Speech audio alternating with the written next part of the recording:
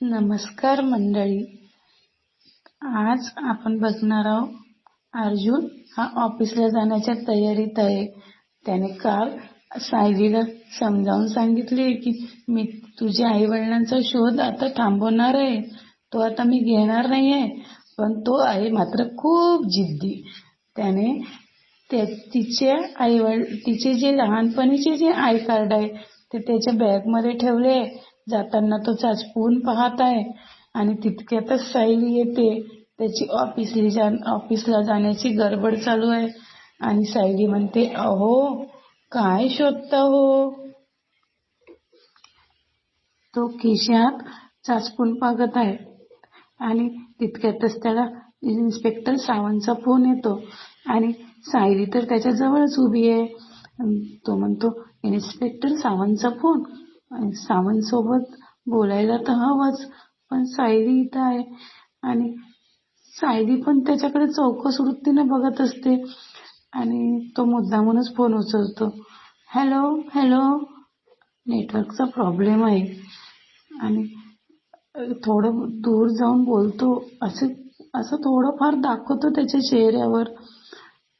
सायली थोडीफार चौकस वृत्तीने बघून त्याच्याकडे बघत राहते आणि थोडी हास्यस्मित करते आणि त्याला लगेच अर्जुन जायला निघतो आणि सायली म्हणते त्याला, अहो डबा.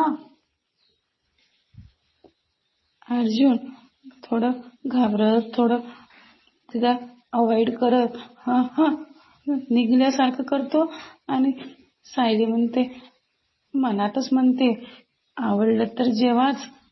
पण त्याने त्यामध्ये चिठ्ठी ठेवलेली आहे आणि महिपत म्हणतो. त्याला वाटते की महिपत हा रिकामटेकडाच बसलेला, पण हुशार नागराजच्या डोक्यात काहीतरी ठिणगी पडलेली आहे. बोलावलं तर येतो कोर्टात नाचायला. पण नागराज म्हणतो, पण आता नोटीस आली आहे, तो कोर्टात हजर व्हावे तर लागेलच ना. तुला हे कांड करायला सांगितलं होतं कोणी महिपत? नागराज संतापतो. हे कांड करायची गरज काय होती तुला? प्रियेवर हल्ला करायची काय गरज होती? नागराज म्हणतो आणि महिपत म्हणतो, मग काय करायचं होतं नागराज शेठ? ही चिचुंद्री मला वाटेल तशी बोलली फोनवर. भेक्कड म्हणाली, भेक्कड. महिपत शिकरे, तुम्ही माणसाच्या मागे लपता म्हणून. मग मला दाखवून द्यायला नको की महिपत शिकरे कोणाच्या बापाला घाबरत नाही. हा महिपत जरा डोक्याने कमीच आहे आणि तन्वी मात्र चांगलीच चलाक निघाली. नागराज म्हणत आहे, अरे तुला कळत कसं नाही? प्रियाने हे सगळं केलं म्हणजे तिचा काहीतरी डाव असणार, काहीतरी तिची चाल आहे. अरे ती पोरगी काही साधीसुधी नाही. तिचा मेंदू कसा तिरका चालतो माहित आहे ना आपल्याला. त्या पोरीकडे व्हिडिओ आहे आपला, माहित आहे ना. तू जर असं डोकं न वापरून हल्ले करत राहिला ना तर केवढं नागराज डोक्याला हात लावतो आणि म्हणतो, केवढं महागात पडणार आहे आपल्याला. पहिलेच आपल्यावर काही कमी संकट आहे का? आणि महिपत त्याच्या शैलीतच म्हणतो, आता झाली ना चूक, केली ना मान्य. किती बोंबाबोंब करता नागराज शेठ? नागराज म्हणतो, आधीच काही टेन्शन कमी आहेत का आपल्याला? तुला माहित आहेत, माझ्या बायकोनं बघितलं आहे आणि तिनं मला सांगितलंय तुम्ही महिपतच्या घरी जात होता हे मी बघितलं आहे म्हणून. आणि तिने हे दादाला सांगितलं तर किती महागात पडेल आपल्याला. काय सांगता नागराज? आणि मी ते पेलणार पण आहे. पण तू हे काही उद्योग दुसरे काही करू नको, ही विनंती तुला. हात जोडतो त्याच्यासमोर. हात जोडून त्याला म्हणतो की हे असले कांड पुन्हा करू नकोस. आणि महिपत त्याच्या शैलीतच म्हणतो, सगळेच फासे उलटे पडायला लागले का हो नागराज शेठ? नागराज, सगळेच फासे उलटे पडायला काय लागले का हो नागराज शेठ? आणि परत आता मला कोर्टात जाऊन बसायचं आहे आणि माझ्या ताटात काय वाढून ठेवलं ते मला बघायचं आहे.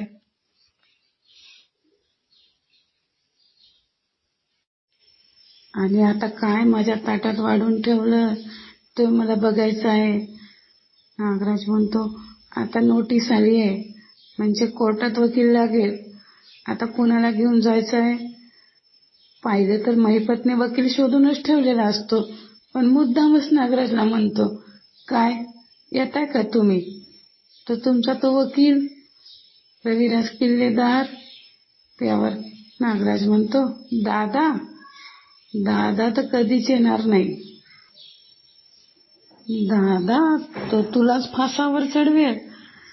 आणि नागराज म्हणतो, मग एक वकील बघितलाय, तो बघू काय करतो तो.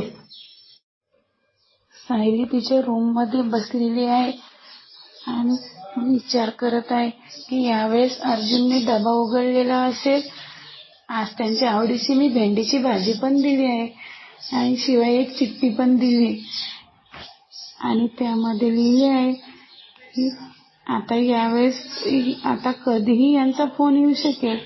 त्यामध्ये चिठ्ठीमध्ये लिहिले आहे की प्रिय आई, की माझा बाबा बोलतोय की मी तुमच्या आयुष्यात कधीही येऊ शकेल.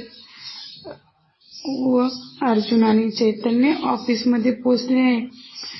अर्जुन चैतन्याला म्हणतो की सायलीची गाठोडी अशी हवेत तर गायब होणारच नाही, कुठेतरी असेलच. तेव्हा चैतन्याच्या मनात सुद्धा येते आणि चैतन्य अर्जुनला म्हणतो, अर्जुन, सायलीची गाठोडी आश्रमात जेव्हा सामान गेलं होतं तेव्हा पोलीस स्टेशन मध्ये तर गेली नसेल. अर्जुन म्हणतो, सेम माझ्या मनात सुद्धा हा विचार आला. त्याची डब्या उघडण्याची लगबग चालू असते आणि तेवढ्यातच ती चिठ्ठी खाली पडते. इन्स्पेक्टर सावंतांना मी फोन पण केला होता. आणि चैतन्य म्हणतो, काय म्हणाले ते? नाही, त्यांनी फोन घेतला नाही, नेटवर्क नव्हतं. आणि मी त्यांना तसा मेसेज ड्रॉप करून ठेवला आहे आणि ते मला फोन करतीलच. आणि डबा उघडतो, त्यामध्ये त्याला त्याची आवडीची भेंडीची भाजी दिसते. अरे वा, माझी आवडती भेंडीची भाजी. अर्जुन हसतो.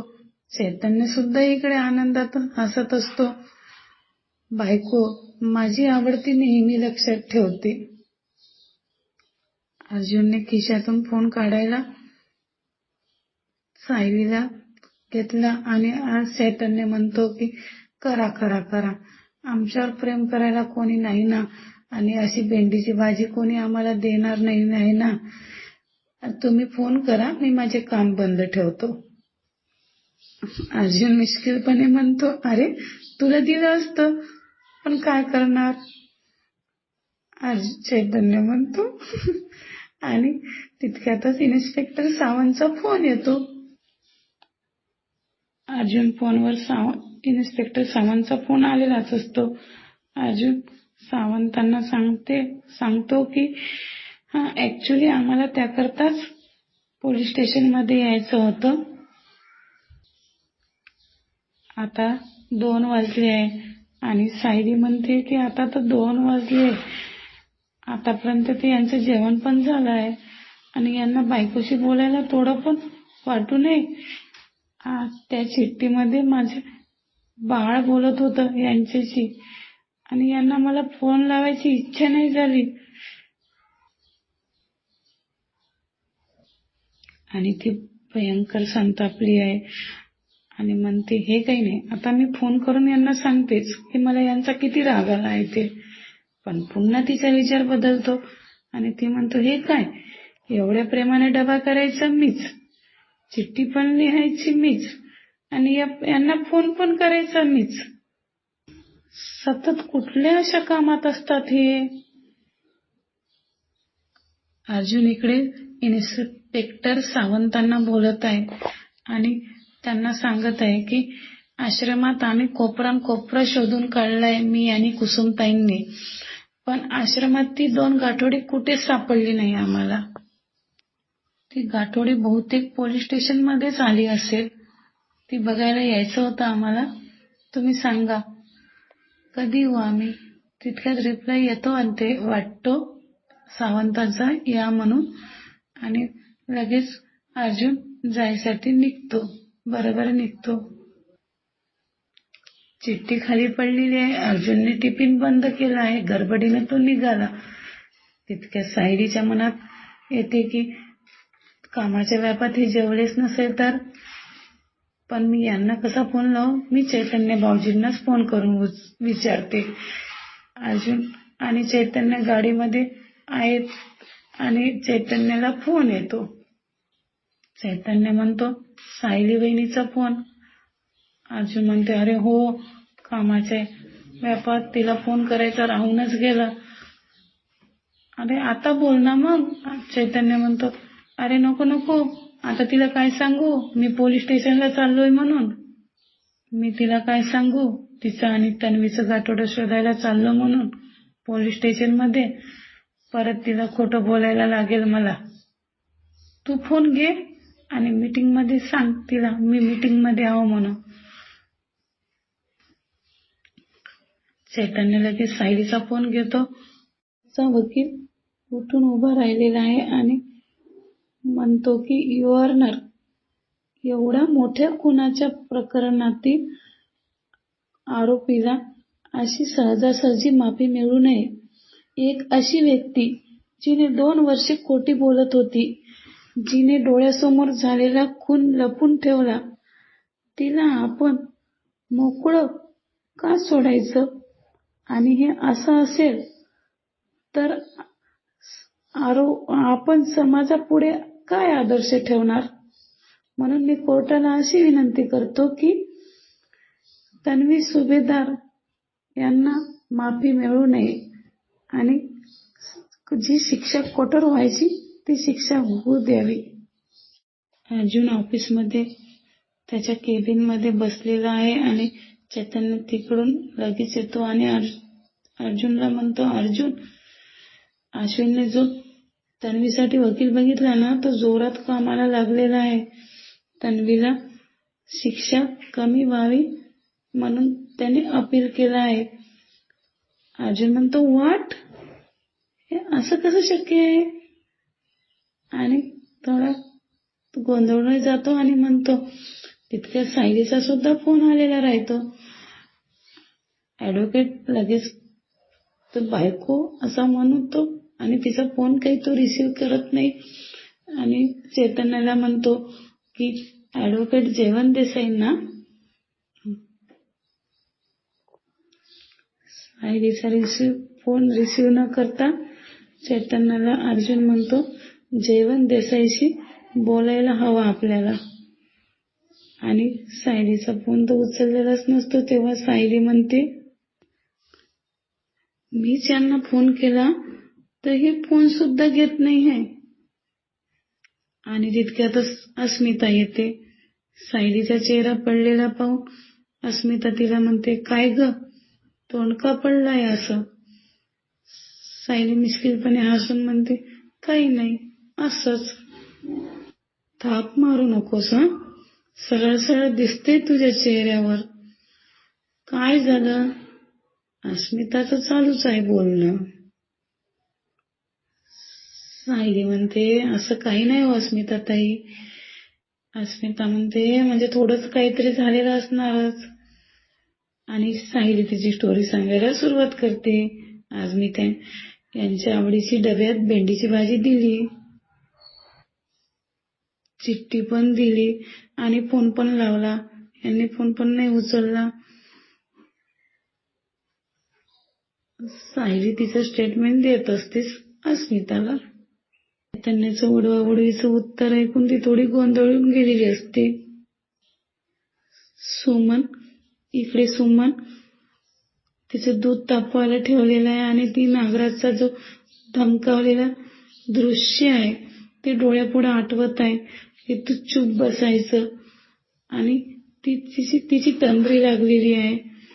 तितक्यातच प्रतिमा येते. ती गॅस बंद करते आणि सुमनला विचारते, काय ग, तुझं लक्ष कुठे आहे? सुमन म्हणते, काही नाही हो वहिनी, मी आता दूध तापवल्यानंतर माझी रूम कशी साफ करायला जायचं याच विचारात होती. आणि सुमन गडबडीने जायला निघते. गडबडीत तिच्या पायावर सांडशी पण पडते आणि तिथे तिला जखम होते. तेव्हा प्रतिमा तिला हळद लावून देते आणि सुमन म्हणते, वहिनी काही नाही झालं मला. प्रतिमा म्हणते, हेच तर मी तुला केव्हापासून सांगते, तुझं कशातच लक्ष लागत नाही आहे. आता पण कशाच्या तरी विचारातच होतीस ना तू. सुमन खोली आवरून येते म्हणून प्रतिमाला कट मारून निघून जाते. आणि अस्मिताही सायलीला कसं राहायचं याचं थोडं मार्गदर्शन करण्यास सुरुवात करते.